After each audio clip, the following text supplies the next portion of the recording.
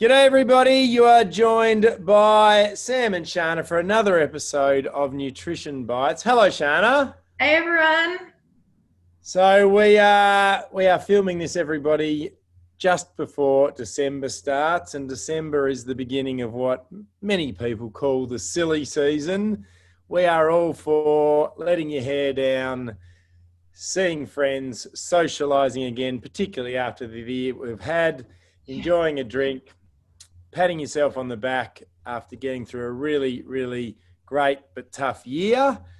But you don't want to drop the ball completely. So Shana has put together her top 5 nutrition tips on how to best navigate your way through or survive the silly season. So, Yeah. Shana, where are we going to start? These aren't in any particular order of importance. I think they're all important.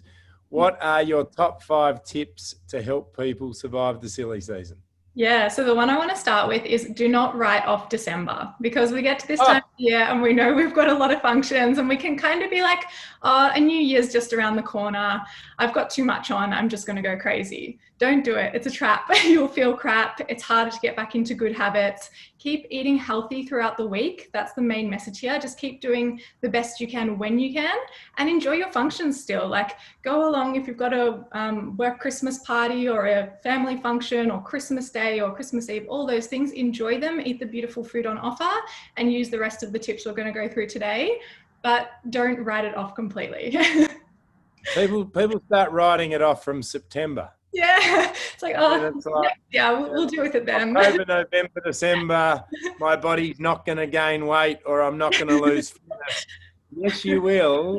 And And you'll it's feel just, crappy. Like, you'll feel unhealthy, you'll feel sluggish. It'll be so much harder to get back into those good habits when the time does come around. So remember, this is a lifestyle. It's not just something you're doing as a fad diet. This is how we eat now. We eat healthy meals to nourish our body so we feel good and we feel healthy.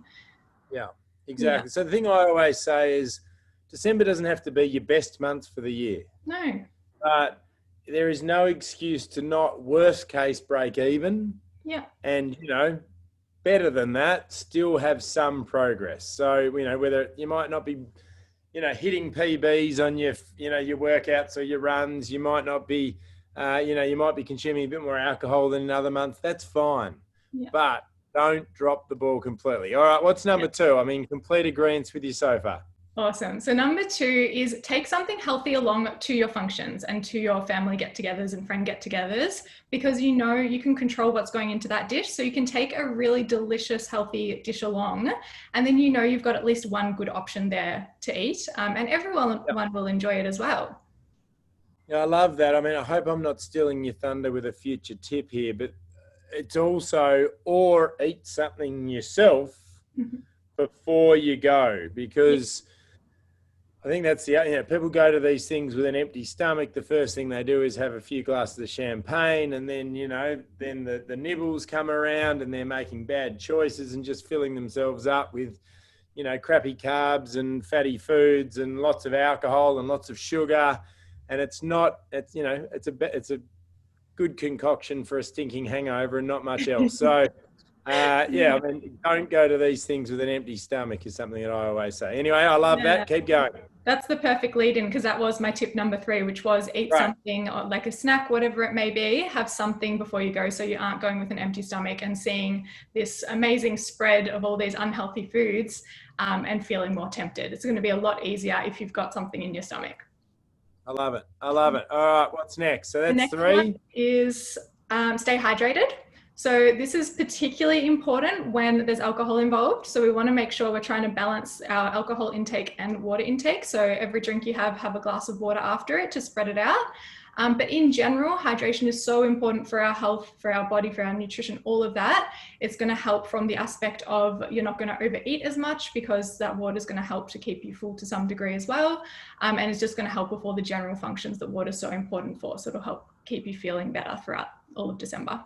So I know that people are not bad with the 1-to-1 water drink ratio early on, Yeah. but once they get to about their 3rd alcoholic drink, they tend to get a bit hopeless with that. So it's important it won't have, it'll be of some benefit, but it's not going to give you the benefit that you want if you're really good for the first hour, hour and a half, and then you're a bit tipsy and you just forget the water and the next 6 or 7 straight drinks are alcoholic. You really need to stick to that for however long you're drinking. You will feel so much better the next day.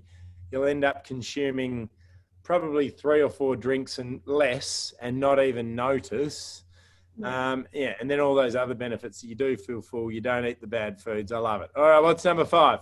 So number 5 isn't a nutrition one, but it is also really important, and it's to get moving with your family and friends. So this is going to help you stay active throughout this time, because you can sort of slip on those exercise habits too. But by incorporating it into your get-togethers, where you're going for a walk with your family or friends, or playing a game of soccer in the park, or doing something where you're all getting moving, you're all going to feel a lot better for it, and it's going to help to keep you healthy throughout the silly season. Yeah, I love that. I also think it gives you a bit of, it sort of breaks your day up a bit, gives you a bit more structure. Tends to be a time of year where we graze a lot. You know, we're just at home and we're always opening the fridge and there's lots of leftovers. So, yeah, I love that. I think, you know, try and get some kind of informal or more formal or structured or unstructured exercise done in the AM. Yep. You know, the festive activities tend to either be an extension of lunch or something that goes into dinner. So if you can muster up the strength and the motivation and the willpower to get that workout done in the morning, and like you said, it could be a swim with the kids at the beach. It doesn't have to be a 28-minute workout on your phone at home. It can be something that gets your heart rate up, something that will burn some calories, something that gets you sweating a bit, something that gets the endorphins pumping. It is all good.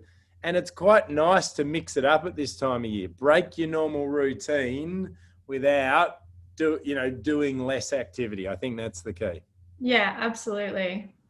I love it. I love it. What about what else? What else is there? I mean, I'm thinking of, I almost think portion sizes is, I mean, that's probably more relevant, and maybe we do a Christmas specific one of our nutrition bites, because I almost think we could do 5 tips on how to have a more sensible Christmas day. But we might save that for another day, because we could probably have a whole episode on that. But I love that, Shannon. So that's 5 simple tips, everyone. I know it's common sense, but as my dad always says, Sambo, common sense isn't that common. And that is, and it's kind of true. We all sit here and listen to these tips and nod our head, and then we get blind drunk and go and do the opposite. So remember these tips when you're faced with these forks in the road during the next month. Still enjoy yourself, still unwind and relax at the end of a really challenging year, but don't drop the ball completely. See you guys. Bye, everyone.